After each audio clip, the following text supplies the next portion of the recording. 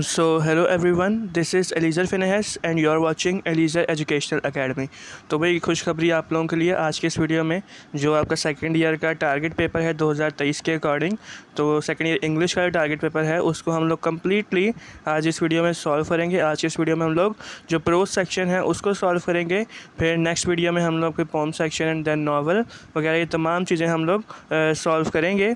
तो आज की इस वीडियो में हम लोग प्रोज सेक्शन करेंगे और जिसने अभी तक इंग्लिश का टारगेट पेपर है किसी भी स्टूडेंट ने नहीं देखा या कोई भी अगर स्टूडेंट जो है वो इस चैनल पर न्यू है तो हमने टारगेट पेपर भी अपलोड किया था। तो जो टारगेट पेपर है उसके लिए जो क्वेश्चंस इंपॉर्टेंट हैं, तो अगर आपने वो वीडियो नहीं देखी तो मैं डिस्क्रिप्शन में मैंने उसका लिंक दिया हुआ है, तो वहाँ से जाकर आप जो टारगेट पेपर है वो आप देख सकते हैं। तो वहाँ से देख कर आके फिर इस वीडियो पर कंटिन्यू कीजिएगा। और एक और मैं इम्पॉर्टेंट बात देखें, ये शुरू करने से पहले दो तीन इम्पॉर्टेंट बातें हैं जो कि आपको लाजमी बतानी है और जो कि आपके दिमाग में होनी चाहिए। फ़र्स्ट ऑफ़ ऑल तो स्टूडेंट जो है वो MCQs के बारे में पूछते हैं, तो भाई जो MCQs हैं वो 200 MCQs सेकेंड ईयर इंग्लिश के ऑलरेडी अपलोडेड हैं। वो जो 200 MCQs हैं वो मोस्ट इम्पॉर्टेंट है, वो मतलब कि तमाम prose section, poem section and prisoner of Zenda तमाम चीज़ जगहों से जो वो हैं आपके पास 200 MCQs हैं वो लिए गए हैं। अगर आप वो 200 MCQ की तैयारी कर लेते हैं तो आपके जो MCQ सेशन है या MCQ सेक्शन जो है आपका वो 100% जो है वो सॉल्व हो जाएगा विदाउट एनी डाउट। तो उसका लिंक भी मैंने आपको डिस्क्रिप्शन में दिया हुआ है, जो 200 MCQ है सेकेंड ईयर इंग्लिश के। तो आप डिस्क्रिप्शन से लिंक ओपन करके जो MCQs हैं वो भी देख सकते हैं। एंड लास्ट जो बात है वो ये कि मैं आपको इस वीडियो में तमाम जो एक एक जो क्वेश्चन है उसके मैं आपको लाइन वाइज या वर्ड एक एक वर्ड में आपको समझाऊंगा। तो आपने क्या करना है, आपने अच्छे से समझना है। काफ़ी सारे स्टूडेंट्स जो हैं वो अच्छे से नहीं समझते, फिर उनको ये होता है कि याद नहीं होता। काफ़ी सारे स्टूडेंट्स के साथ ये मसला होता है और वो बोलते भी सर हमें याद नहीं होता। तो याद रखिए कि अगर आप कोई चीज़ समझेंगे नहीं किसी से तो आपको कभी भी याद नहीं होने वाला। तो यहाँ पर मैं आपको एक एक जो वर्ड है वो मैं आपको समझाऊंगा, तो इससे ये है कि आप एक बार समझ लेंगे तो आपको 100% अपने आप ही जो है वो पेपर जो क्वेश्चन है आपको याद हो जाएगा। दिस इज़ माई गारंटी, क्योंकि जो मेरा पढ़ने का एक मेथड था, मैंने 92% ली थी ओवरऑल इन माई FSC। तो ये है कि मेरा पढ़ने का भी यही था कि फ़र्स्ट ऑफ़ ऑल मैं समझता था फिर जाकर जो है वो याद करता था। तो ये याद रखें कि अगर आप समझ लेते हैं ना तो आपको तकरीबन 90% क्वेश्चन तो उसी वक्त ही याद हो जाता है। तो ये चीज़ें आपके साथ डिस्कस करनी थी। हम लोग बढ़ते हैं chapter number 120 minutes with Mrs Oakentop की जानिब। तो क्वेश्चन नंबर 1 है आपका, What motive has the man for murdering Mrs. Judy Oakentop. तो भाई जो मैन कैरेक्टर है वो मिसेस जूडी ओकेंटअप को कत्ल क्यों करना चाहता था, मर्डर क्यों करना चाहता था। तो इसका आंसर है the motive for murdering Mrs Oakentop was to take revenge for killing his wife and innocent daughter in a car accident while driving recklessly in a drunken state. तो भाई जो मैन कैरेक्टर है वो Mrs ओकेंटअप को इसलिए कत्ल करना चाहता था क्योंकि वो जो मिसेस ओकेंटअप है उन्होंने जो मैन कैरेक्टर है उसकी वाइफ को और उसकी एक मासूम बच्ची को एक कार एक्सीडेंट के हादसे में मार दिया था। और वो जो है वो जो मिसेस ओकेंटअप है वो एक ड्रंकन स्टेट है, मतलब कि जो है शराब के नशे की हालत में वो गाड़ी को बहुत तेज़ चला रही थी। She had a stipulation with her friends for 5 pounds that she would drive from Stainthorpe Cross to the coast under 15 minutes. और एक तो वो ड्रंकन स्टेट में थी, दूसरी बात ये सोने पे सुहागा ये है कि जो मिसेस ओकेंटअप हैं उन्होंने अपने दोस्तों के साथ एक जो स्टिपुलेशन है शर्त भी लगाई हुई थी, 5 pounds की 5 pounds की शर्त लगाई थी कि वो जो है अपनी गाड़ी को स्टेनथॉर्प से लेकर जो आप कॉस्ट है स्टेनथॉर्प क्रॉस से कॉस्ट तक तकरीबन 15 मिनट के अंदर अंदर वो अपनी गाड़ी को लेकर जाएगी। तो the writer made it clear that by seeing the distance, bends, corners and traffic it was impossible to reach there before half an hour. और जो राइटर हैं उन्होंने इस बात को बिल्कुल क्लियर किया है कि जब हम लोग फासले को देखते हैं, जब हम लोग बेंड्स को देखते हैं, कॉर्नर्स को देखते हैं और वहाँ पर जो ट्रैफिक होती है, इन सब चीज़ों को मद्देनज़र रखते हुए जब देखते हैं तो स्टेनथॉर्प से लेकर कॉस्ट तक आधे घंटे से पहले नहीं जाया जा सकता। और इसने जो है वो मिसेस ओकेंटअप ने 15 मिनट की शर्त लगाई थी और इसी शर्त की वजह से वो जो गाड़ी है वो बहुत ज़्यादा तेज़ चला रही थी और जिसकी वजह से जो मैन कैरेक्टर है उसकी वाइफ और जो डॉटर है उसको कार एक्सीडेंट में इन्होंने मार दिया। फिर हमारे पास आता है question number 2, why did the meeting with the Korean girl give the man a purpose to live.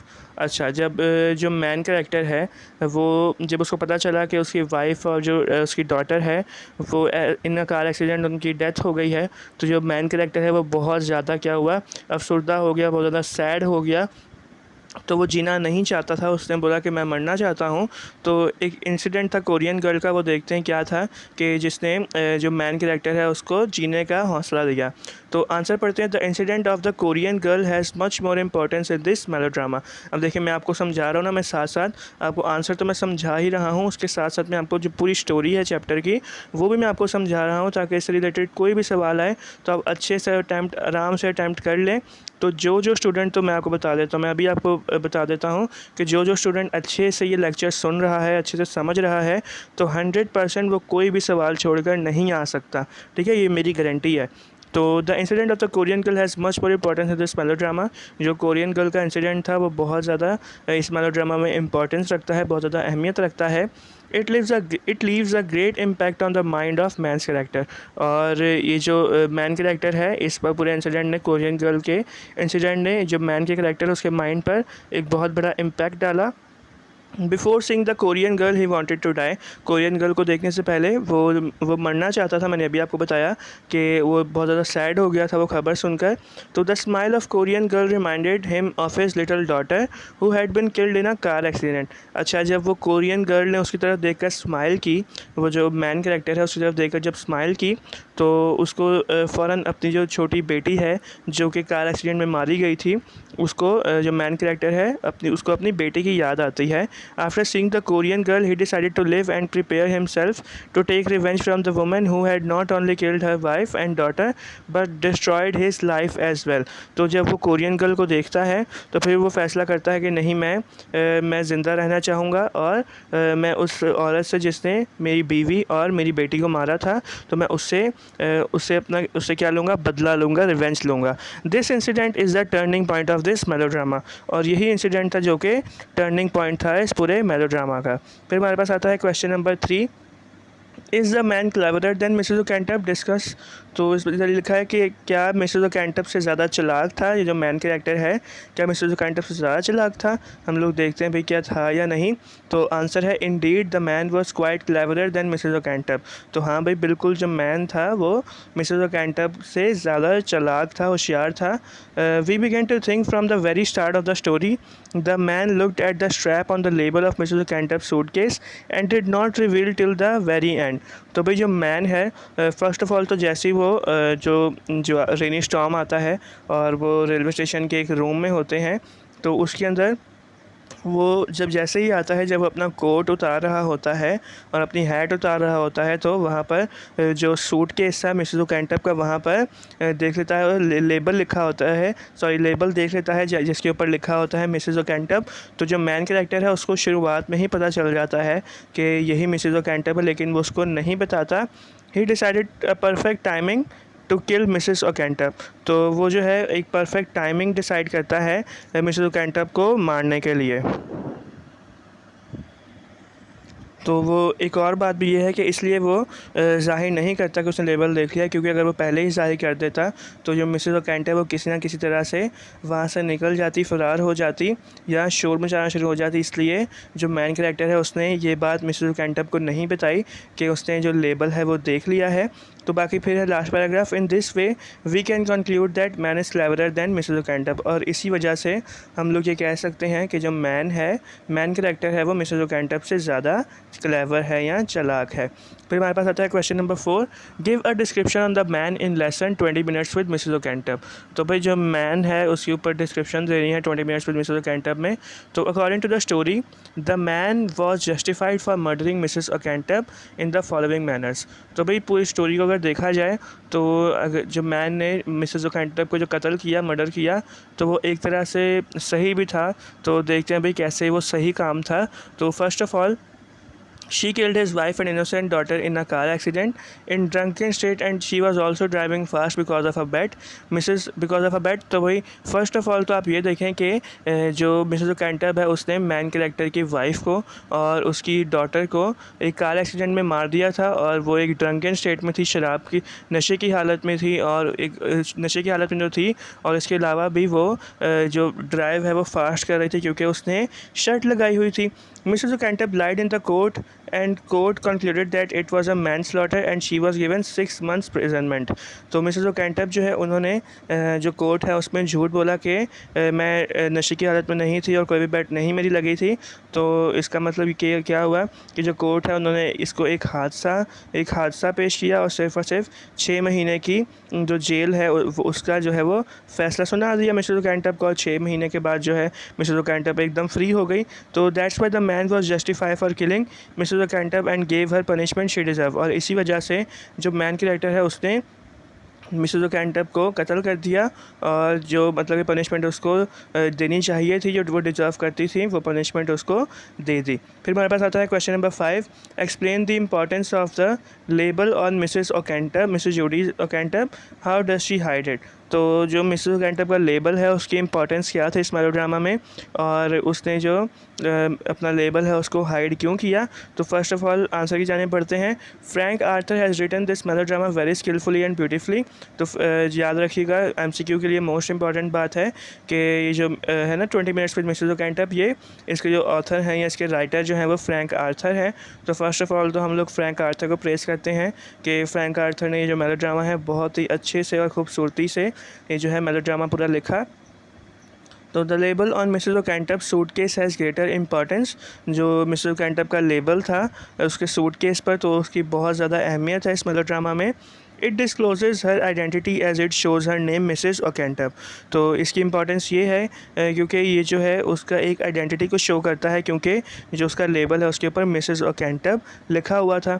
When the man comes he puts off his hat and coat and throws them on the bench. और जब man character आता है, room के अंदर आता है, तो first of all वो अपनी हैट और कोट उतार कर बेंच के ऊपर जब रखता है, his glance falls on the label of the lady's suitcase and he comes to know at once who she is. और ऐसा होता है कि जब वो अपनी हैट और कोट उतारता है, जब बेंच पर रखता है, तो उसकी जो नज़र है वो जो मिसेस ओकेंटब है उसके सूटकेस पर चली जाती है, और जैसे ही वो देखता है तो उसको पता चल जाता है कि यही जो है वो मिसेस ओकेंटब है। फिर हमारे पास आता है क्वेश्चन नंबर 6। तो why in your opinion does the writer make the porter humorous character. तो आपके ओपिनियन में जो राइटर हैं उन्होंने पोर्टर को, या जो कूली होता है, पता है रेलवे स्टेशन पे कूली होते हैं तो उसको इंग्लिश में हम लोग पोर्टर बोलते हैं। तो वो जो कूली है उसको जो है वो फ़नी कैरेक्टर क्यों बनाया है राइटर हैं। तो the writer Frank Arthur has written this melodrama very skilfully and beautifully. Same paragraph जो हमने ऊपर पढ़ा। He makes the porter a humorous character because the whole melodrama is based upon suspense and melodrama. तो भाई ये जो पूरा porter जो है वो एक ह्यूमरस कैरेक्टर इस वजह से है क्योंकि फ़र्स्ट ऑफ ऑल तो देखा जाए ये पूरा जो मेलोड्रामा है ये पूरा जो है वो सस्पेंस पर है, और बहुत ज़्यादा सीरियस जो है वो ये मेलोड्रामा है। So the reason to make Porter a humorous character is to add the fun element in this melodrama। और जो पोर्टर है उसको इसीलिए यहाँ पर ऐड किया गया, इस ये जो पूरा मेलोड्रामा है इसके अंदर इसलिए ऐड किया हुआ, इसके जो ह्यूमरस कैरेक्टर है इसलिए बनाया था ताकि ये जो हमारा पूरा मेलोड्रामा है इसके अंदर जो एक फ़न एलिमेंट जो है वो ऐड हो सके, तो इसलिए पोर्टर को एक ह्यूमरस कैरेक्टर बनाया था। तो यहाँ पर जाकर हमारा जो चैप्टर नंबर 1 है उसके जो क्वेश्चन आंसर्स हैं वो ख़त्म होते हैं। फिर हम लोग बढ़ते हैं चैप्टर नंबर 2 की जानिब, reflections on the reawakening East. तो क्वेश्चन नंबर 1 है, what is period in the history do the Europeans called the dark ages and why. तो भाई कौन सी हिस्ट्री में ऐसा टाइम था जिसको जो यूरोपियंस हैं, यूरोप में रहने वाले लोग जो हैं वो डार्क एजेस बोलते हैं, और ऐसा क्यों है। तो it is a prejudiced view and a biased attitude of the European historians that they call the centuries of the fall of Roman Empire the Dark Ages। तो भाई जो यूरोपियन जो हिस्टोरियंस हैं, मतलब कि यूरोपियन जितने भी लोग हैं, वो जब रोमन एम्पायर का जब फॉल हुआ था, जब रोमन एम्पायर गिर गई थी, तो उस टाइम को जो यूरोपियंस हैं वो द डार्क एजेस बोलते हैं। The outlook of Europeans is limited to Europe only, where actually darkness prevailed in the culture, civilization, science, arts, philosophies and other walks of life. तो जो यूरोपियंस हैं वो डार्क एजेस इसलिए बोलते हैं क्योंकि उस वक्त जो है जब रोमन एम्पायर का फॉल हुआ तो उस वक्त वाकई ही जो अंधेरा है वो फैल गया था। मैं ये नहीं बोल रहा कि वो रियल वाला अंधेरा है, क्योंकि उनका जो कल्चर है, सिविलाइजेशन, साइंस, आर्ट्स, फिलोसफीज़, ये तमाम चीज़ें जो हैं वो दब के रह गई थी यूरोप की।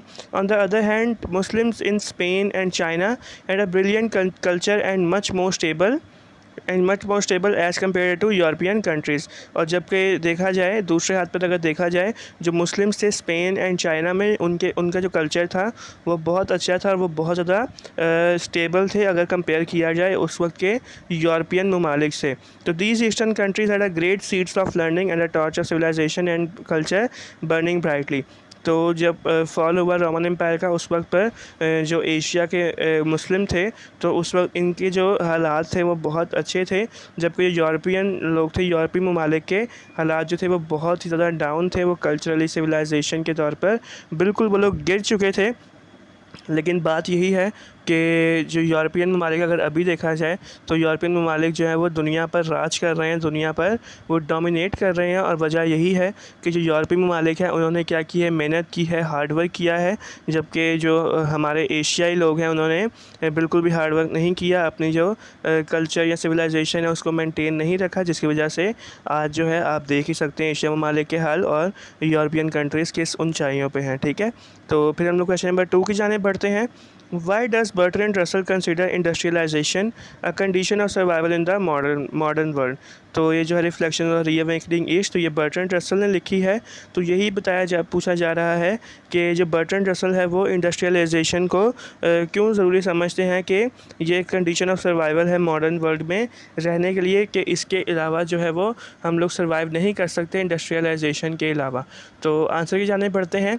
Russell says that eastern countries should make use of science and machinery. तो जो रसल है वो कहता है कि जो ईस्टर्न कंट्रीज़ हमारी जो एशियाई कंट्रीज़ हैं उनको साइंस और मशीनरी का इस्तेमाल जो है वो करना चाहिए। It is difficult to keep our independence without them. और अपनी आज़ादी को हम लोग बिल्कुल भी मेंटेन नहीं रख सकते विदाउट साइंस एंड मशीनरी।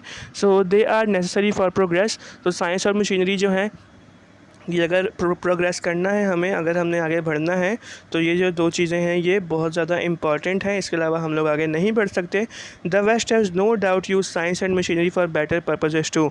अगर हम वेस्ट ममालिक देखे जाएँ, जैसे कि यूरोपीय ममालिक हैं, तो यूरोपीय ममालिक जो है उन्होंने साइंस और मशीनरी का बहुत ज़्यादा अच्छे से इस्तेमाल किया है। They explore the whole world by using science and machinery. उन्होंने पूरा जो दुनिया है उसको एक्सप्लोर कर लिया है by using science and machinery. They have learn the study from atoms to stars. Atom से लेकर बड़े बड़े एटम्स, मतलब कि स्मॉलेस्ट पार्टिकल इन नेचर जो है वो एटम कहलाता है, आपने केमिस्ट्री में पढ़ा होगा। तो भाई एटम से लेकर जो स्टार्स हैं, बड़े बड़े स्टार्स हैं, तो इन एटम मतलब कि छोटी छोटी चीज़ों से लेकर, दरअसल बताने का मकसद ये है कि छोटी छोटी चीज़ों से लेकर बड़ी बड़ी चीज़ों तक जो यूरोपीय ममालिक हैं उन्होंने जो साइंस एंड मशीनरी की मदद से पूरे वर्ल्ड को उन्होंने एक्सप्लोर किया और ये तमाम जो चीज़ें हैं, छोटी छोटी चीज़ें भी हैं, उसको लर्न किया। It has given the whole world too much comfort. और भाई यही वजह है कि जो यूरोपीय ममालिक हैं वो जैसे पहले बहुत पीछे थे हमसे, और अब जो है वो इतने आगे चले गए हैं कि हम लोग उनके साथ, मतलब कि उनकी लेवल पर आने का हम लोग सोच भी नहीं सकते। तो यही वजह है कि वो जो कंट्रीज़ हैं वो बहुत ज़्यादा आगे हैं और हम लोग जो है वो आहिस्ता आहिस्ता बैकवर्ड की जानिब बढ़ते जा रहे हैं। फिर हमारे पास है question number 3। What according to Bertrand Russell should Asian countries accept from the West and what should they reject? तो भाई बर्ट्रैंड रसल के अकॉर्डिंग जो एशियन कंट्रीज़ हैं उन्हें वेस्ट से क्या चीज़ें एक्सेप्ट करनी चाहिए और क्या चीज़ें रिजेक्ट करनी चाहिए, मतलब क्या चीज़ें उनसे सीखनी चाहिए और क्या चीज़ें उनसे नहीं सीखनी चाहिए। तो आंसर की जाने बढ़ते हैं। Bertrand Russell laid stress on the nations of Asia in particular and the other countries in general. तो भाई बात यह है कुल मिलाकर कि जो बर्ट्रैंड रसल है वो एशिया जो कंट्रीज़ हैं, एशियन जो कंट्रीज़ हैं उनके ऊपर बहुत ज़्यादा उनके बारे में सोचते थे। बाकी कंट्रीज़ की अगर निस्बत देखा जाए तो एशियन कंट्रीज़ के बारे में वो बहुत ज़्यादा सोचते थे। To accept from the West good things and acquire progress in scientific skills and modern technology. तो जो बर्ट्रैंड रसल उन्होंने एशियन कंट्रीज़ को ये एडवाइस दी कि जो अच्छी चीज़ें हैं वो एक्सेप्ट करें वेस्ट से, जैसे कि जो साइंटिफिक स्किल्स हैं उसके अंदर आगे बढ़ें और जो मॉडर्न टेक्नोलॉजी है उसको एक्वायर करें, but not to waste their energy like West. और अपनी जो एनर्जी है वो वेस्ट ममालिक जो हैं वो जैसे यूरोपियन ममालिक हैं उनकी तरह जो अपनी एनर्जी है वो वेस्ट नहीं करें। He hopes that eastern countries will set a great example of mutual respect instead of exploitation of weaker nation and thus makes the world unhappy. तो वो जो बर्ट्रैंड रसल हैं उन्होंने ये कहा कि जो ईस्टर्न कंट्रीज़ हैं या एशियाई कंट्रीज़ हैं वो दुनिया में एक बहुत अच्छी एग्जांपल सेट करेंगी कि वो हर एक जो कंट्रीज़ हैं वो उनको रिस्पेक्ट दें, ना कि वेस्ट की तरह जो कि वीकर नेशंस हैं, जो छोटी नेशंस हैं, उनको वो तबाह बर्बाद करके रख देते हैं और जिस वजह से जो दुनिया है वो अनहैप्पी रहती है। तो क्वेश्चन नंबर 4 है हमारे पास, what advice does Bertrand Russell give to the eastern nations. तो इसका जो आंसर है वो same to same question number 2 की जानिब ही है, क्वेश्चन नंबर 2 की तरह ही है, बस जो पूछने का अंदाज़ है वो फ़र्क है इसमें। अब हमारे पास आता है chapter number 3, the day the dam broke. तो क्वेश्चन नंबर 1 है, how long did the panic last and how was the order restored in the story the day the dam broke. तो इस फर्स्ट ऑफ ऑल पूछा जा रहा है कि कितनी देर तक जो पैनिक है वो रहा और जो ऑर्डर है वो कैसे रिस्टोर हुआ, मतलब कि कैसे जो पैनिक है वो ख़त्म हुआ इन the day the dam broke. तो ये जेम्स हर्बर की लिखी हुई बहुत ही ज़्यादा फ़नी स्टोरी है the day the dam broke. आप भी इसको लाजमी पढ़ें क्योंकि जब मैंने इसको पढ़ा था मैं तो हंस के मैं पागल हो गया था। तो आपने भी पढ़ी होगी। तो अभी जब हम लोग इसके क्वेश्चन आंसर्स देखेंगे तो आंसर्स के साथ साथ मैं पूरी स्टोरी भी आपको साथ साथ एक्सप्लेन करूँगा। तो मुझे उम्मीद है कि जो बच्चे सुन रहे होंगे उनको अच्छा लग रहा होगा, उनको बहुत ज़्यादा सीखने को मिल रहा होगा इस लेक्चर से। और मुझे उम्मीद है जब वो याद करेंगे तो वो देखेंगे कि इनको जो 90% है, जितने भी स्टूडेंट्स हैं वो देख रहे हैं, उन 90% उनको जो क्वेश्चन है वो अपने आप ही याद हो गया होगा। फिर हम आंसर की जाने पढ़ते हैं। तो the panic lasted for 2 hours and the order was restored by the militia man. तो जो पैनिक है वो 2 घंटों तक जो रहा और ये जो पैनिक है ये ख़त्म कैसे हुआ, जो मिलिटिया मैन है उनकी बदौलत हुआ। तो कैसे हुआ ये आगे हम लोग पढ़ते हैं। तो they rode all over the country, all over the city and announced on the megaphones that the dam has not broken। तो जो मिलिटिया मैन है उन्होंने क्या किया कि जो पूरे जो शहर है उसके अंदर वो अपनी एक जो जीप होती है उसके अंदर वो पूरे जीप के अंदर घूमे और जो मेगाफोन्स हैं, माइक्स हैं, उसके अंदर उन्होंने अनाउंस बार बार करते गए कि जो डैम है वो नहीं ब्रोक हुआ, the dam has not broken. तो in the beginning this announcement increase the panic. और शुरुआत में तो ऐसा हुआ कि ये जो अनाउंसमेंट है इससे और ज़्यादा पैनिक क्रिएट हो गया। अब आप बोलेंगे ऐसा कैसे हो सकता है, तो अभी देखते हैं। Because the people thought that the dam is now broken. तो ऐसा हुआ कि लोगों को क्या लगा, लोगों को ये लगा कि वो लोग बोल रहे हैं कि the dam is now broken, हालांकि वो क्या बोल रहे थे, the dam has not broken, लेकिन लोगों को ये लगा the dam is now broken, mistaking the word not as now. But ultimately the militia man took the situation under control and restored the order. लेकिन जब मिलिटिया मैन को पता चला कि यहाँ पर तो भाई पैनिक और ज़्यादा बढ़ गया है, तो उन्होंने जल्दी से जो है वो सिचुएशन को कंट्रोल में लिया और वो जो ऑर्डर है वो रिस्टोर हो गया और सबको पता चल गया कि जो डैम है वो ब्रोक नहीं हुआ। The people who ran from 4 to 12 miles started to return back to their homes nervously. तो जो लोग थे जो 4 से 12 मील तक जो है भाग भाग के बहुत दूर चले गए थे, तो वो नर्वसली बहुत ही मायूसी के साथ अपने घर वापसी आ गए और कभी भी इस बारे में उन्होंने बात नहीं की। किस वजह से? मायूसी की वजह से। फिर आता है हमारे पास question number 2, how did the panic start in the cinema of High Street. तो जो पैनिक है वो जो सिनेमा है उसकी सिनेमा हाई स्ट्रीट पर जो सिनेमा था वहाँ पर पैनिक कैसे स्टार्ट हुआ। तो इसका आंसर है Thurber's aunt Edith Taylor was in the cinema when the panic started on High Street. जो जेम्स थर्बर है राइटर, उनकी जो आंट है एडिथ टेलर, वो जब पैनिक स्टार्ट हुआ हाई स्ट्रीट पर तो वो सिनेमा के अंदर थी। The audience were peacefully watching WS Hart picture in cinema.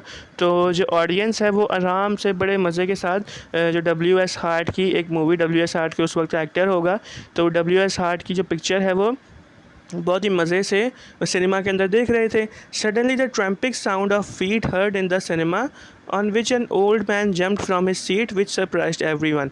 तो अचानक क्या हुआ, बहुत आराम से देख रहा है। आपको पता है कि सिनेमा में जो खामोशी है वो बहुत ज़्यादा होती है और सिर्फ मूवी है उसकी ही आवाज़ आ रही होती है। तो सडनली अचानक ऐसा होता है कि बहुत ज़्यादा ना भागने दौड़ने की पैरों की आवाज़ें आना स्टार्ट हो गई उसके अंदर हाई स्ट्रीट के अंदर। तो सिनेमा के अंदर वो सुनाई दे रही थी। तो जब वो सिनेमा के अंदर सुनाई दी तो जो ओल्ड मैन है, एक जो बुज़ुर्ग आदमी था, वो घबरा कर अपनी सीट से उछल कर चला गया। तो ये देखकर सारे जो हैं वो शॉक हो गए, सरप्राइज्ड हो गए। Then a woman shouted fire in the cinema because she had a dream that she will be burned in the cinema due to which people ran out of the cinema and joined the mob on a road. तो फिर उसके बाद क्या होता है, एक औरत जो है वो फायर चिल्लाती है कि आग आग आग लग गई, आग लग गई। तो वो इसलिए ऐसे करती है क्योंकि उसको एक ख्वाब आई होती है कि सिनेमा के अंदर मैं जल जाऊंगी।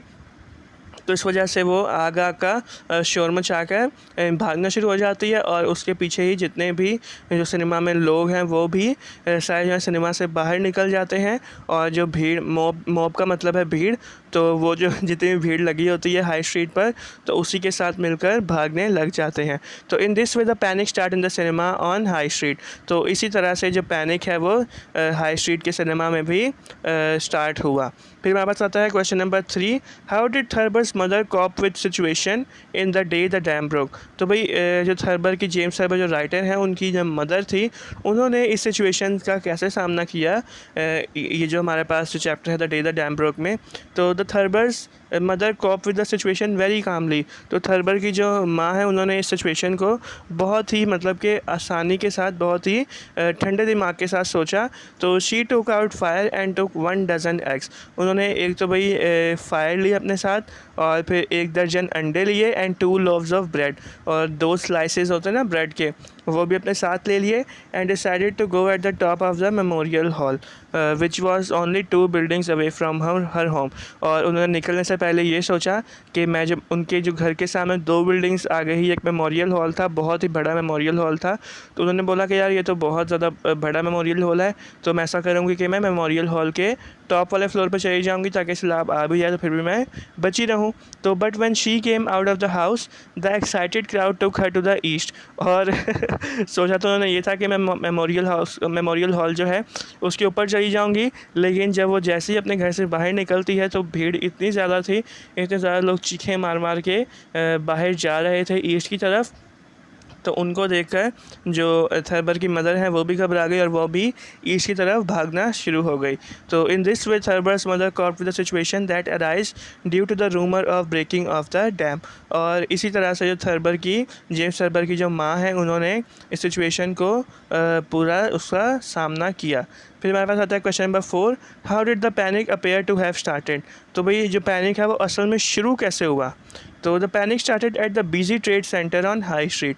तो ये पैनिक है एक बिजी जो ट्रेड सेंटर है, जो हाई स्ट्रीट के ऊपर बिजी ट्रेड सेंटर है, तो उसके ऊपर पैनिक स्टार्ट हुआ। ट्रेड सेंटर का क्या मतलब, जैसे कि आप हमारा पोर्ट कासिम देख सकते हैं, वो ट्रेड सेंटर है ना, जहाँ पर इंपोर्ट एंड एक्सपोर्ट होती है बहरी जहाज़ों से जो चीज़ें हैं वो बाहर भेजी जाती हैं और आती भी हैं, और सामने समंदर होता है, ठीक है। तो ऐसे ही जो हाई स्ट्रीट था, यहाँ पे एक स्ट्रीट बनी हुई थी, बिल्कुल सामने पूरा समंदर ही समंदर था। तो एक ट्रेड सेंटर था, तो वहाँ पर जो पैनिक स्टार्ट होता है, तो somebody began to run perhaps to meet his wife waiting for him somewhere. तो भाई एक इंसान होता है वो फ़र्स्ट ऑफ ऑल तो भाई अपनी वाइफ का वेट, उसकी जो वाइफ है वो वेट कर रही होती है उसका, और उसको कॉल आती है उसकी वाइफ की कि मैं रेस्टोरेंट में बैठी हुई हूँ, तो जल्दी से मेरे पास आ जाओ। तो वो क्या करता है, वो फ़ोन अपनी जेब में रखता है और अपनी वाइफ के लिए जो रेस्टोरेंट है उसके अंदर भागा जाता है। तो another person began to run also for some reason. और जो दूसरा बंदा है वो एक और भी ऐसा बंदा होता है, वो अपने कोई वजह से वो भाग कर कहीं जा रहा होता है। Then all the people started walking fast और running east and the worst dam and then the, अच्छा भाई फर्स्ट ऑफ ऑल क्या होता है कि जो लोग हैं जब वो उस लड़के को देखते हैं जो अपनी बीवी के लिए जा रहा होता है, फिर जो दूसरा जो इंसान होता है उसको देखते हैं भागा जा रहा है, तो उसको देख कर जितने भी लोग हैं वो ईस्ट की जानिब या तो तेज़ चलने लग जाते हैं, और फिर जब ऐसा ऐसा लोग भागना स्टार्ट हो जाते हैं, फिर तमाम लोग जो हैं जितने भी वहाँ पर होते हैं वो तमाम भागना शुरू हो जाते हैं। और जब वो अपनी बीवी को कॉल करता है वो लड़का, तो ऐसा होता है कि क्या होता है, डैम वो बोलता है। उसकी कोई लड़ाई हो रही होती है अपनी वाइफ के साथ, तो वो एकदम से डैम बोलता है, डैम DAMN वाला जो डैम होता है ना, डैम, तो गुस्से में बोल रहे हैं डैम, तो वो ये बोलता है, सबको ये लगता है कि डैम टूटने वाला है, तो फिर सारे जो हैं वो बहुत ज़्यादा फास्ट जो है भागने लग जाते हैं। तो क्वेश्चन नंबर 5 है, what do you learn about the human behaviour from the day the dam broke. तो आपको ह्यूमन बिहेवियर क्या समझ आती है इस वाले पूरे चैप्टर के अंदर। तो ये मैंने जो क्वेश्चन है ये आप लोग खुद सॉल्व करेंगे। मैंने आपको पूरे जितने भी काफ़ी सारे सवालात हैं मैंने आपको समझाए हैं। अब तो आपको उसकी समझ आ गई होगी कि ह्यूमन बिहेवियर क्या होता है। तो ये मैंने आप पर छोड़ दिया, ये जो है ये क्वेश्चन आप ही अटैम्प्ट करेंगे। तो यहाँ पर जाकर जो आपका चैप्टर नंबर 3 है वो ख़त्म होता है। हम लोग बढ़ते हैं चैप्टर नंबर 4 की जानिब, जिसका नाम है Pakistan and the modern world. तो इसके क्वेश्चंस देख लेते हैं वन बाय वन। तो क्वेश्चन नंबर 1 है, what is genuine freedom according to Liaquat Ali Khan. तो लियाकत अली खान के अकॉर्डिंग जेन्युइन फ्रीडम क्या होती है। तो Liaquat Ali Khan has discussed the real meaning of freedom at great length. तो लियाकत अली खान जो है उन्होंने जो फ्रीडम है, आज़ादी का असल मतलब अब बहुत ज़्यादा तफसील के साथ बताया। He does not believe in the idea of outworn and outdated freedom that only government should be free from foreign domination. तो फर्स्ट ऑफ ऑल तो जो लियाकत अली खान है वो इस चीज़ से बिल्कुल बिलीव नहीं रखते। ये जो आइडिया होता है ना कि जो आज़ादी है वो सिर्फ़ और सिर्फ गवर्नमेंट्स के लिए ही होनी चाहिए, कि जो गवर्नमेंट्स हैं वो जो दूसरी फॉरेन डोमिनेशंस हैं, जो दूसरे ममालिक की जो डोमिनेशंस है उससे बिल्कुल फ्री हों। बल्कि लियाकत अली खान जो है वो कहते हैं कि the real meaning of freedom for a common man is that he should be free from hunger, free from disease and free from ignorance. तो लियाकत अली खान के अकॉर्डिंग जो फ्रीडम का असल मतलब है वो ये है कि कोई भी जो कॉमन मैन है, कोई भी जो आम इंसान है, वो भूख से, किसी बीमारी से और इग्नोरेंस से वो जो है बिल्कुल आज़ाद हो। तो इसी को लियाकत अली खान साहब जो है वो असल फ्रीडम कहते हैं। फिर क्वेश्चन नंबर 2 है हमारे पास, according to Liaquat Ali Khan what is the main freedom demand. तो इसका भी आंसर जो है वो सेम टू सेम यही है क्वेश्चन नंबर 1 की तरह ही, क्योंकि ये जो है क्वेश्चन सेम ही है, बस पूछने का अंदाज़ फ़र्क है। तो इसलिए मैंने अलग से फिर भी मैंने इसलिए लिख दिया ताकि आप अगर किसी भी उसमें आ जाता है, किसी भी वे में ये वाला सवाल आ जाता है तो आपको पता हो कि इसका आंसर जो है वो सेम ही होगा। फिर हमारे पास है question number 3, right what main differences does Liaquat Ali Khan point out between Muslim and Hindu belief and attitude. तो लियाकत अली खान ने कौन कौन से जो मेन डिफरेंस है बिटवीन हिंदूज एंड मुस्लिम्स वो उन्होंने बताया कि उनके बिलीफ और एटीट्यूड में क्या क्या मेन फ़र्क है। तो Liaquat Ali Khan clearly pointed out the main difference between Hindu and Muslims. तो फर्स्ट जो डिफरेंस था मेन जो लियाकत अली खान ने बताया, तो the Muslims are monotheist whereas Hindus are polytheist. अब बहुत सारे स्टूडेंट्स हैं उनको मोनोथीस्ट और पॉलीथीस्ट का नहीं पता होगा, तो नहीं पता तो क्या बात है, मैं हूँ ना इधर मैं हूँ समझाने के लिए। तो मोनो का मतलब क्या होता है एक, और थीस्ट का मतलब क्या होता है खुदा, और पॉली का मतलब क्या होता है एक से ज़्यादा, और थीस्ट का मतलब क्या होता है अगेन खुदा। तो जो मुस्लिम्स हैं वो एक खुदा को मानते हैं, मोनोथीस्ट हैं, और जबकि हिंदूज़ की बात की जाए तो वो पॉलीथीस्ट हैं, जब वो एक से ज़्यादा खुदाओं को मानते हैं। फिर हमारे पास है second point, the Muslims believe in all prophets of Allah. मुसलमान जो है वो तमाम जितने भी पैगंबर हैं या नबी हैं अल्लाह के, उनको मानते हैं। Whereas Hindu does not believe in any prophet, जबकि हिंदू जो है वो किसी भी प्रॉफिट को नहीं मानते। Third, the Muslims believe in equality of all man whereas Hindus believe in caste system. जो मुस्लिम्स हैं वो हर एक के इंसान की इक्वालिटी को मानते हैं, और बट जबकि हिंदूज़ जो हैं वो कास्ट सिस्टम को, जो ज़ात का सिस्टम है उसको मानते हैं। और ये ज़ात का सिस्टम कई हद तक हमारे अंदर भी ये आ चुका है। तो खैर हमारा फोर्थ पॉइंट है, the Muslims believes in private ownership and have laws of inheritance. तो जो मुस्लिम्स हैं वो प्राइवेट ओनरशिप को मानते हैं और उनके पास लॉज ऑफ इनहेरिटेंस है, जैसे कि जायदाद के वो जो जितने भी कानून हैं जो इस्लाम की तरफ से हमें दिए गए हैं, तो मुसलमान जो है वो उनको मानते हैं। जबकि हिंदू जो है वो मानते हैं वास्ट एक्यूमुलेशन ऑफ वेल्थ, बल्कि वो इस चीज़ को मानते हैं कि तमाम का जितने भी फैमिली मेम्बर्स हैं सबकी पर्सनल कुछ भी ना हो, फैमिली वाइज ही सबकी जो है वो जायदाद हो।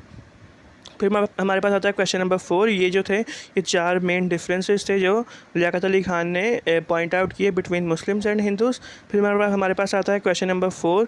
State the reasons given by Liaquat Ali Khan for the desire of the Muslims not to continue living in United India. तो जो लियाकत अली खान हैं उन्होंने ये क्यों बोला कि मुस्लिम्स जो है वो इंडिया के अंदर अब नहीं रह सकते, तो ऐसी क्या बात थी वो हम लोग पढ़ लेते हैं। तो Liaquat Ali Khan gave a valid political reason of Muslim desire not to continue living in United India. तो लियाकत अली खान जो उन्होंने एक वैलिड है सियासी नज़रिए के ज़रिए उन्होंने एक रीज़न दिया कि क्यों मुसलमान जो है वो इंडिया में नहीं रह सकते थे। At that time the population of India was 400 million, out of which only 100 million were Muslim and 300 million were Hindus and other Nations. तो भाई पूरा पैराग्राफ पढ़ लेता हूँ, फिर बाद में आपको एक साथ समझाता हूँ। तो उस वक्त जब देखा जाए जब मुसलमान और जब मुस्लिम्स और हिंदूज़ जो हैं जब साथ रह रहे थे, तो इंडिया की जो कुल आबादी थी उस वक्त वो 400 मिलियन थी, जिसके अंदर से सिर्फ़ और सिर्फ 100 मिलियन जो थे वो मुस्लिम्स थे, जबकि देखा जाए कि 300 मिलियन हिंदूज़ और दूसरी नेशंस थी। In this situation, Muslims realized that after the British rule, Hindus would come over and Muslims would have to live as a political minority under the rule of Hindus. तो जब उनको पता चला कि Muslims की तादाद ज़ाहिर सी बात है कि 300 मिलियन हिंदुओं की तादाद थी और 100 मिलियन सिर्फ़ और सिर्फ मुसलमानों की तादाद थी, तो मुसलमानों ने ये रियलाइज़ कर लिया कि जब ब्रिटिश रूल अगर अंग्रेज़ लोग यहाँ से चले भी जाते हैं तो जो हिंदू हैं वो हमारे ऊपर बिल्कुल जो है वो राज कर लेंगे, हमें जो है वो अपने अंडर रखेंगे, क्योंकि हम लोग जो है वो एक माइनॉरिटी हैं और जो हिंदू हैं वो हमें रूल करेंगे। They realize that it would not be a freedom, it would just be the change of masters. तो उनको ये रियलाइज़ हुआ, मुसलमानों को रियलाइज़ हुआ कि ये जो है हमारे लिए आज़ादी नहीं होएगी, बल्कि जस्ट हमारे पास एक चेंज ऑफ मास्टर्स होगा, बल्कि जो मास्टर्स हैं उनकी तब्दीली हो जाएगी। तो ये एक उन्होंने लियाकत अली खान ने एक मेन नज़रिया पेश किया कि क्यों जो है मुस्लिम्स इंडिया के अंदर नहीं रह सकते।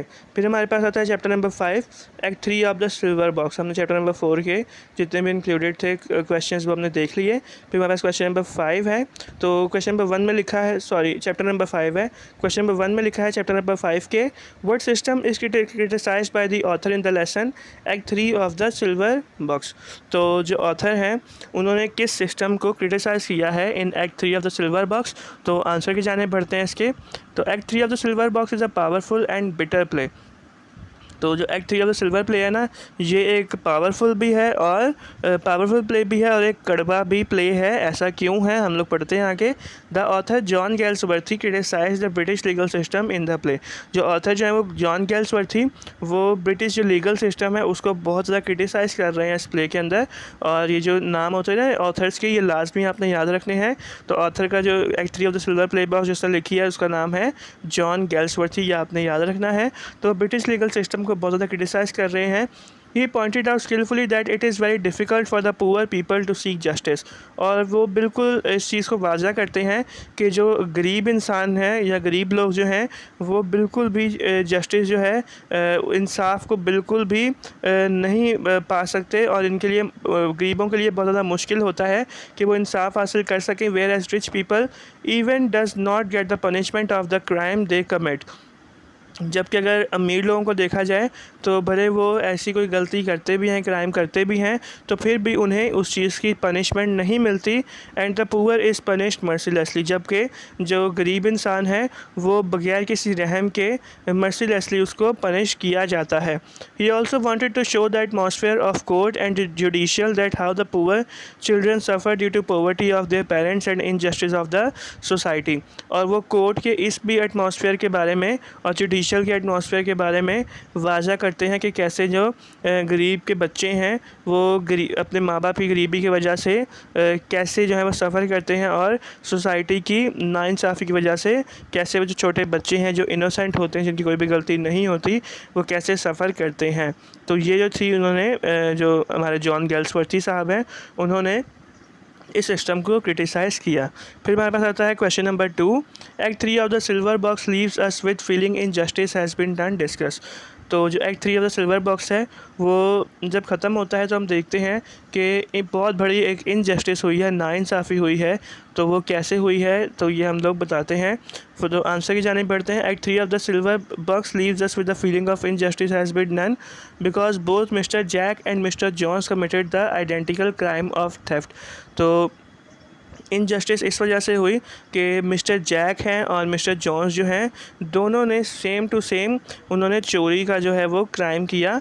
सो they deserve same punishment as well. अब जाहिर सी बात है कि मिस्टर जैक ने भी चोरी की और मिस्टर जॉन्स ने भी चोरी की, तो इसका मतलब क्या हुआ कि दोनों को सेम टू सेम एक जैसी सज़ा मिलनी चाहिए। Mr Jones was awarded with 1 month imprisonment. ये नट नहीं है, अब बट लिखना है, ठीक है, तो ये थोड़ी स्पेलिंग मिस्टेक हो गई। Mr Jones was awarded with 1 month imprisonment but Mr Jack who was a son of the member of parliament Mr Barthwick was not even tried in the court. अच्छा भाई, तो ऐसा होता है कि जो मिस्टर जॉन है ना उसको तो 1 महीने की सज़ा हो जाती है चोरी के इल्ज़ाम में, लेकिन जो मिस्टर जैक हैं वो उनको कोई भी सज़ा नहीं होती। और उसकी वजह ये है कि जो मिस्टर जैक हैं वो मिस्टर बार्थविक के बेटे हैं और जो मिस्टर बार्थविक हैं वो पार्लियामेंट के मेंबर हैं। इस वजह से मिस्टर जैक जो हैं उनको कोर्ट तक में भी लाया नहीं जाता क्योंकि वो अमीर भी थे और वो पार्लियामेंट के उनके बाप जो हैं वो मेंबर थे। इस वजह से उनको बिल्कुल भी कोर्ट में तक नहीं लाया जाता, जबकि मिस्टर जोन्स जो है उनको 1 महीने की जो है वो सज़ा काटनी पड़ती है। Mrs Jones lost her job and their innocent children were left homeless and without food। और जो मिसेस जोन्स हैं वो जो है मिस्टर बार्थविक के घर पे ही काम करती थी। तो ये पूरे सिनेरियो के बाद जो मिसेस जोन्स है, मिस्टर जो जेम्स जोन्स है उनकी जो वाइफ है उनकी जो जॉब है वो भी ख़त्म हो गई और उनके जो बेचारे छोटे छोटे जो बच्चे थे वो भी होमलेस हो गए और उनके पास खाने को भी कुछ नहीं बचा। ठीक है, तो ये पूरी स्टोरी थी। फिर हमारे पास क्वेश्चन नंबर 3 आता है, why was James Jones charge with the assault on police officer. तो जो जेम्स जॉन्स है उन्हें पुलिस ऑफिसर पे भी हाथ उठाया तो उस पर भी उनको चार्ज किया गया। तो ऐसा क्यों हुआ? तो first of all when Robert Snow the police officer came to investigate at Mrs Jones house he found the silver cigarette box. जो पुलिस ऑफिसर थे रॉबर्ट स्नो, जब वो मिसेस जोन्स के घर पे इन्वेस्टिगेट करने के लिए आते हैं क्योंकि मिसेस जोन्स जो है वो मिस्टर बार्थविक के घर पे काम करती थी और मिस्टर बार्थविक के घर से जो सिगरेट बॉक्स है, सिल्वर सिगरेट बॉक्स, वो चोरी होता है जिसकी मालियत बहुत ज़्यादा होती है। तो उनको जो है मिसेस जोन्स पर शक पड़ता है। तो जो पुलिस ऑफिसर हैं वो जब मिसेस जोन्स के घर पे आते हैं तो वहाँ पर देखते हैं कि वहाँ पर सामने ही सिल्वर सिगरेट बॉक्स रखा होता है जो कि मिस्टर जोन्स ने चुराया तो नहीं था। खैर अब मैं पूरी स्टोरी में नहीं जाऊंगा। He charge her and tried to take her in the custody. तो जब उन्होंने देखा, रॉबर्ट स्नो ने, जो पुलिस ऑफिसर थे, उन्होंने देखा कि सिल्वर सिगरेट बॉक्स तो यहाँ पर ही है, तो उन्होंने क्या किया, वो उनको जो है मिसेस जोन्स हैं, मिस्टर जॉन की वाइफ, उसको जो है वो पकड़ कर अपनी कस्टडी में, जैसे हथकड़ी नहीं पहनाते तो हथकड़ी पहना कर वो लेकर जाने लगे। तो but Mr Jones interposed and assaulted him to touch his wife. अब जो पुलिस ऑफिसर है उन्होंने जब मिसेस जोन्स को टच किया, मिस्टर जोन की वाइफ को टच किया, तो ये मिस्टर जोन्स से बर्दाश्त नहीं हुआ और मिस्टर जोन्स ने क्या किया, एक रग के उन्होंने एक घूसा किसके मार दिया, या मुक्का बोल सकते हैं, जो पुलिस ऑफिसर है उसके फेस पर एक पंच मार दिया। He asked him to release her from charge because he took that silver cigarette box। तो उसने उसको ये बोला, मारने के बाद ये बोला कि इसको छोड़ दो, इसको छोड़ दो, इसकी गलती नहीं है, मैंने सिगरेट बॉक्स जो है वो मैंने चुराया। In this situation Robert snow arrested and charge both the husband and wife. और इस सिचुएशन में रॉबर्ट स्नो ने क्या किया, जो पुलिस ऑफिसर थे उन्होंने दोनों हस्बैंड एंड वाइफ को दोनों को अरेस्ट कर ले गए। तो फिर हमारे पास क्वेश्चन नंबर 4 आता है, what do you imagine to be the unspoken plea that Mr Jones makes to Mr Barthwick at the very end. तो भाई एंड में जो मिस्टर नहीं मिसेस होगा, ठीक है, तो ये आप करेक्ट कर लीजिएगा। तो भाई एंड में जो मिसेस जोन्स हैं उन्होंने क्या रिक्वेस्ट की मिस्टर बार्थविक से, जब हम लोग बिल्कुल एंड देखते हैं इस पूरे प्ले का, तो उन्होंने मिसेस जोन्स ने एक रिक्वेस्ट की, perhaps Mrs Jones wants to request Mr Barthwick to speak to the magistrate on her behalf to have his husband excused and freed। तो जो मिसेस जोन्स हैं उन्होंने, अब जाहिर सी बात है मिस्टर बार्थविक के घर काफ़ी टाइम से काम कर रही थी, तो उन्होंने मिस्टर बार्थविक को रिक्वेस्ट की कि प्लीज़ मेरे जो हस्बैंड हैं उनको छुड़वा दें, क्योंकि जो मिस्टर बार्थविक हैं वो पार्लियामेंट के मेंबर थे, वो छुड़वा भी सकते थे। तो though it is too late but she does not know the law and she is an uneducated woman.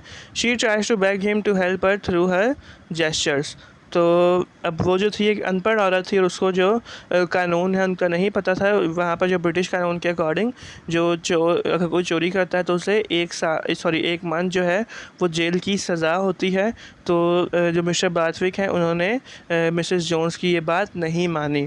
फिर हमारे पास आता है question number 5, why are Mr Barthwick and his son so anxious that as little as possible should be said in the court about the purse and money that Jones had in his possession. तो जो मैं आपको story back of the story बताता हूँ कि जो mister Jack हैं जो मिस्टर बार्थविक के बेटे थे मिस्टर जैक, उन्होंने एक लेडी का पर्स चुराया और जिसके अंदर पैसे भी थे।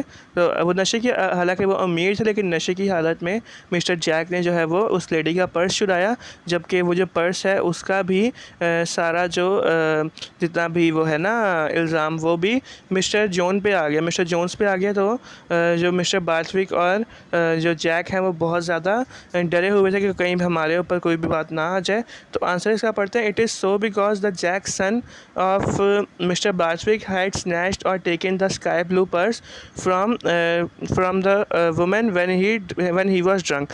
तो जब जैक जो थे वो जो मिस्टर बार्थविक के बेटे हैं उन्होंने स्काई ब्लू कलर का पर्स एक औरत के हाथ से छीना जब वो नशे की हालत में थे। जॉन्स हैड लेटर टेकन और stolen this purse from Mr Barthwick house. तो जो जोन्स है उन्होंने बाद में क्या किया, उन्होंने मिस्टर बार्थविक के घर से वो जो स्काई ब्लू कलर का पर्स है वो चुरा लिया या लेकर चले गए। So Mr Barthwick and Jack did not want to have the purse talked about as it could involve them in the case. तो जो मिस्टर बार्थविक है और जैक जो हैं वो नहीं चाहते थे कि पर्स के बारे में कोई भी बात हो, क्योंकि इस वजह से ये क्या हो सकता था कि वो भी केस के अंदर इन्वॉल्व हो सकते थे। तो इसलिए वो बिल्कुल भी दोनों नहीं चाहते थे, बाप और बेटा नहीं चाहते थे कि पर्स की बात बिल्कुल भी हो यहाँ पर। फिर हमारे पास आता है ये क्वेश्चन, ये चैप्टर नंबर 5 जो है हमारे पास ये ख़त्म होता है act 3 of the silver blocks. अब हम लोग बढ़ते हैं चैप्टर नंबर 6 की जानिब जिसका नाम है the world as I see it. फिर क्वेश्चन नंबर 1 है हमारे पास, What does Einstein comment on truth, goodness and freedom?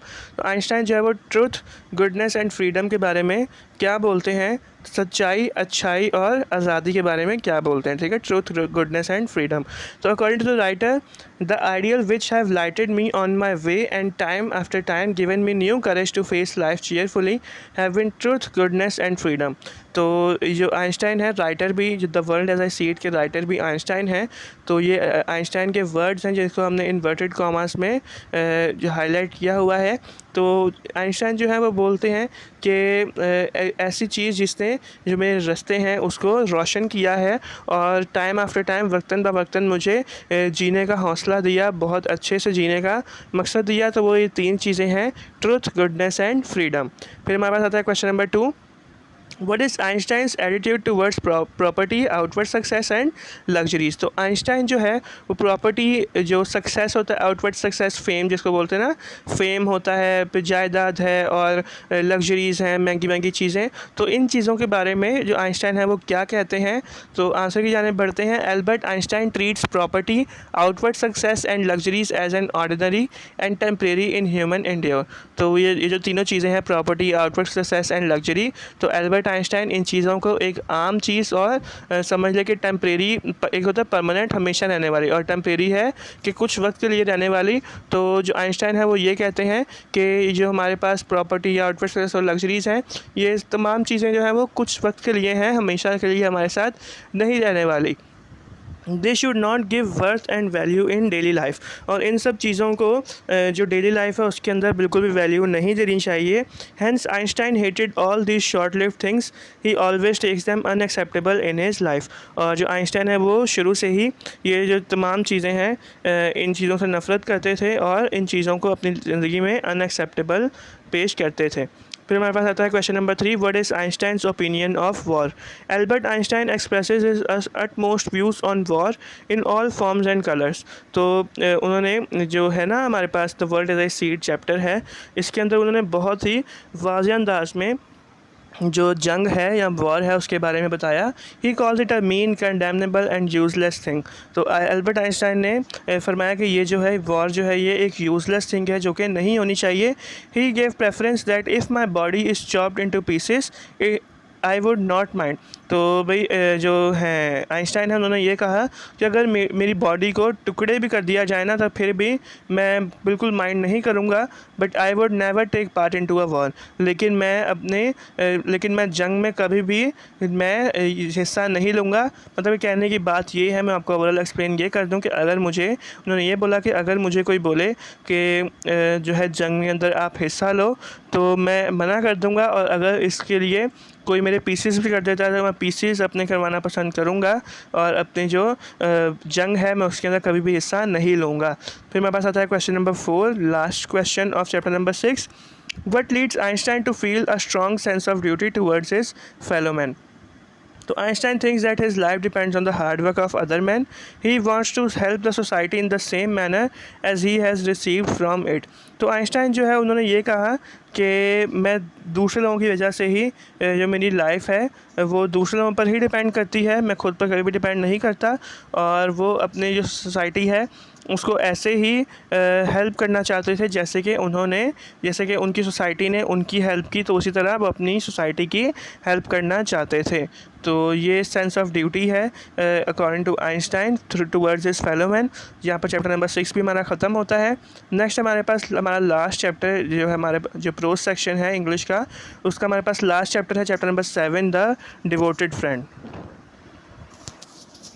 तो चैप्टर नंबर 7 की जाने बढ़ते हैं, द डिवोटेड फ्रेंड। इसका फर्स्ट क्वेश्चन हम लोग देखते हैं। तो फर्स्ट क्वेश्चन है इसका, how does the Miller deceive little हंस। तो मिलर जो है उसने लिटिल हंस को कैसे डिसीव किया, मतलब कि अपने बातों में उलझाया। The miller's greatest indication of his selfishness was not to give his lantern to, जिसको हम लालटेन बोलते हैं, lantern to Hans when it was so dark in night and Hans fall into a ditch and lost his life. तो miller जो है उसकी जो सबसे बड़ी हम लोग देखते हैं इंडिकेशन जो उसकी सेल्फिशनेस की हुई कि फ़र्स्ट ऑफ़ ऑल तो उसने जो अपनी लैंटर्न है वो उसको नहीं दी। हालांकि जो लिटिल हंस है वो मिलर के काम के लिए ही जा रहा था, लेकिन उसके बावजूद भी मिलर ने जो लैंटर्न है वो हंस को नहीं दी, और इसकी वजह से क्या हुआ कि जो नाइट थी वो बहुत ज़्यादा डार्क थी, बहुत ज़्यादा अंधेरा था, कहीं भी दूर दूर तक रोशनी नहीं थी, जिसकी वजह से जो हंस है वो बहुत बड़ी खाई के अंदर गिर कर उसने अपनी जान दे दी। तो इस वजह से ये मिलर जो है उसने रिसीव किया। अगर मिलर उस वक्त लैंटर्न दे देता हंस को तो जो हंस है उसकी जान बच जाती। फिर हमारे पास आता है question number 2, what happened to Hans when he went to fetch the doctor. तो जब हंस को क्या हुआ जब वो डॉक्टर के पास जाता है डॉक्टर को देखने। तो व्हेन मिलर केम टू हंस इन अ रेनी एंड 2 बार लिखा गया and stormy night and asked him to go to the doctor because his son fall from ladder and get wounded, the poor friend welcomed him happily. तो भाई जब Miller जो है वो हंस के घर भागा भागा आता है, बहुत ज़्यादा तूफ़ानी बारिश हो रही होती है, बहुत ज़्यादा नाइट होती है और रात तो होती है और बहुत ज़्यादा अंधेरी रात होती है, और इतनी स्टॉर्मी नाइट में तूफ़ानी बारिश हो रही थी। तो मिलर जो है वो हंस के पास आता है और वो बोलता है कि मेरा बेटा है वो लैडर जो है सीढ़ी से वो गिर गया है, उसको बहुत ज़्यादा चोट आई है, तो जल्दी से जो डॉक्टर है उसको जाकर बुला दो। और डॉक्टर का जो घर है वो बहुत ज़्यादा दूर होता है। तो जो हंस है वो क्योंकि उसको बहुत ज़्यादा अच्छा समझता था, हंस के दिल में कोई खोट नहीं था, तो उसने इस पूरी सिचुएशन को देखते हुए उसने मिलर की बात मान ली। उसने बोला ठीक है मैं चला जाता हूँ। फिर he requested him to lend Miller's lantern as it was a dark night and he was afraid that he might fall into the ditch। तो वहाँ पर बहुत सारी खाइयाँ भी थी और बारिश भी बहुत ज़्यादा तूफ़ानी हो रही थी। तो जो हंस है उसके हाथ में लैंटर्न थी, तो हंस ने क्या बोला कि मिलर को कि अपनी लैंटर्न जो है मुझे दे दो, क्योंकि जो यहाँ पर अंधेरा बहुत ज़्यादा है, कहीं भी रोशनी नहीं है और मुझे डर है कि मैं किसी खाई में ना गिर जाऊँ। But Miller refuses and said, लेकिन मिलर जो है उससे मना कर दिया और कहा I am very sorry, this is my new lantern and it would be a great loss if anything happens to it. तो उसने ये बोला कि भाई बहुत बहुत माजरत, मैं जो अपनी जो नई जो लैंटर्न है वो मैं आपको नहीं दे सकता, क्योंकि अगर इसको कुछ हो गया तो ये मेरे लिए बहुत बड़ा एक लॉस होगा। तो it was a great manifestation from miller as Hans lost his life on the way back to home because of dark night and fall into a ditch. तो ये जो मिलर की थी एक बहुत ज़्यादा बड़ी साजिश कह सकते हैं, बेवकूफ़ी थी कि उसने नहीं दी उसको लाइट, और इसकी वजह से क्या हुआ कि जो हंस है वो असल में खाई में गिरकर उसने अपनी जान दे दी। फिर हमारे पास आता है question number 3, comment on the Miller claim to have been little Hans friend. तो जो मिलर है वो कहता था कि मैं लिटिल हंस का बहुत अच्छा दोस्त हूँ, तो आप कमेंट करें क्या ऐसा ही था। इनफैक्ट द मिलर वाज हंस मोस्ट सेल्फिश फ्रेंड। तो जो मिलर था वो हंस का बहुत ज़्यादा सेल्फिश फ्रेंड था। और वो क्यों था? It was the miller who was getting service from Hans from all the time and do anything for him. तो भाई जो मिलर था वो हंस से रोज़ इतना ज़्यादा काम करवाता था और उसको बदले में कुछ भी नहीं देता था। He promise to give his wheelbarrow to Hans but never give it, instead he put him to work for long hours. तो वो जो है वो इसी लालच में हंस को बोलता था कि मैं जो व्हील बैरो है वो मैं आपको दूंगा, और इसी लालच में वो बोलता था, ये लालच देकर उससे घंटों घंटों काम करवाता था। और जब हंस काम कर लेता था तो वो कोई ना कोई बहाना मार के उसको जो व्हील बैरो है वो नहीं देता था। फिर हमारे पास आता है question number 4, why was Hans unable to look after his garden. जो हंस है वो अपने गार्डन की देखभाल क्यों नहीं कर पा रहा था? तो फर्स्ट ऑफ ऑल देखते the friendship of the Miller was certainly much costly for poor हंस। तो भाई फर्स्ट ऑफ ऑल तो जो मिलर की दोस्ती थी हंस के लिए बहुत ज़्यादा महंगी साबित हुई। The clever Miller had much disturb his daily routine life badly. तो जो मिलर है वो इतना चालाक था कि उसने हंस की जो डेली रूटीन की ज़िंदगी थी वो बिल्कुल उसको रूटीन से आउट कर दिया था। He was unable to look after his garden properly due to following reasons. और ये कुछ रीजन्स है, पॉइंट वाइज हम लोग मेंशन करते हैं क्यों मिलर जब अपने गार्डन की जो देखभाल है वो नहीं कर पाता था। याद रखिएगा कि मिलर का जो गुजर बसर था वो सिर्फ फूल बेचकर ही होता था। तो जब ये सॉरी हंस का, मैं मिलर बोल रहा हूँ सॉरी, हंस का जो था, हंस का जो सॉरी वो कारोबार था और गुजर बसर था वो फूल बेचकर होता है, जबकि जो मिलर था वो अच्छा खासा उसकी परचून की दुकान भी थी और अच्छी खासी वो अर्निंग करता था उससे। तो मतलब कि वहाँ का अमीर जो इंसान था, जबकि वो हंस को कुछ भी नहीं देता था। क्या हम लोग रीजंस पढ़ते हैं कि क्यों जो हंस है वो अपनी गार्डन की देखभाल नहीं कर पाता था। फर्स्ट है हमारे पास, every now and then he was assigned with some private job by the miller such as going to market to sell the flour. तो आए दिन जो मिलर है वो हंस को अपने जो कामों में बिज़ी रखता था। वो रोज़ के रोज़ हंस को मार्केट भेज देता था कि जाओ जाकर आटा मेरा बेच कर आओ, और ख़ुद वो घर पे आराम करता था। तो इस वजह से एक रीज़न तो ये हो गया कि क्यों जो हंस है वो अपने गार्डन की देखभाल नहीं कर पाता था। सेकंड रीज़न है, every now and then he had to honour the friendly demands of the Miller for flower etcetera such a practice ultimately kept the poor gardener confused. और जो मिलर है वो क्या करता था, जब भी फूलों का सीज़न होता था तो अगर थोड़े बहुत जब फूल उगते भी थे तो वो क्या करता था मिलर, वो बार बार आ जाता था, रोज़ के रोज़ हंस के पास आ जाता था और अपनी दोस्ती के किस्से सुनाकर ये बोलकर कि मैं तेरा बहुत अच्छा दोस्त हूँ। तो हंस से जितने भी जो फ्लावर्स हैं ज़्यादातर वो ले जाया करता था, और जो हंस है वो बेचारा बहुत ज़्यादा परेशान होता था। फिर थर्ड हमारे पास, whenever he was ill he didn't receive any sympathetic attitude from his friend. तो जब फूल लेने की बारी आती थी तब तो मिलर सबसे आगे होता था, लेकिन जब कभी ऐसा होता था कि जो हंस है वो बीमार पड़ जाता था, क्योंकि वो अकेला रहता था, उसकी कोई वाइफ नहीं थी, कोई घर वाले नहीं थे, हंस जो है वो अपने घर पे अकेला रहता था।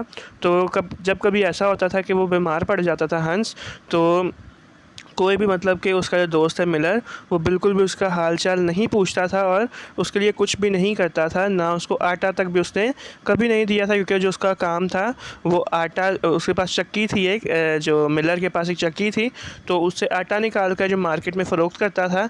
लेकिन उसने मिलर जबकि फूल तो ले जाता था लेकिन कभी भी हंस को आटा उसने नहीं दिया था। तो ये एक बात हो गई। फिर फोर्थ है हमारे पास, seasonal difficulties were also there to make him enable to look after his garden. और फिर सीजन्स भी सिर्फ एक ही वो जो होता है ना स्प्रिंग का सीज़न, उसी में ही फूल खिलते हैं। तो उसके अलावा भी जितने भी मौसम होते थे उस वजह से भी जो गार्डन है उसके अंदर फूल नहीं उग पाते थे, तो इस वजह से भी वो अपने गार्डन की देखभाल नहीं कर पाते। अच्छा, तो नेक्स्ट क्वेश्चन जो आपके पास वो है question number 5, What was the supreme manifestation of the Miller's selfishness that caused Hans to lose his life? तो भाई मिलर की ऐसी क्या सेल्फिशनेस थी, ऐसी क्या बात थी जिसकी वजह से हंस ने अपनी जान खो दी? तो इसका जो आंसर है वो आगे पास जो मैंने अभी आपको क्वेश्चन नंबर 2 दिखाया, मैंने आपको पूरा समझाया, अभी आप देख सकते हैं क्वेश्चन नंबर 2। तो सेम टू सेम इसका यही आंसर होगा, ये जस्ट इसकी जो वर्डिंग है पूछने की वो फ़र्क है, बाकी जो इसका आंसर है वो एज इट इज़ सेम होगा। तो क्वेश्चन नंबर 5 का जो आंसर है वो आपके पास क्वेश्चन नंबर 2 का है। तो भाई यहाँ पर जाकर जो हमारा कंप्लीट प्रोज सेक्शन है वो ख़त्म होता है। तो मुझे उम्मीद है आपको इससे बहुत ज़्यादा फ़ायदा हुआ होगा, और अगर आप ये सारे सवालात याद कर जाते तो प्रोज सेक्शन से आपको कोई भी डिफ़िकल्टी नहीं होने वाली। आप 100% जो प्रोज सेक्शन है उसको अटैम्प्ट करने के काबिल हो जाएंगे।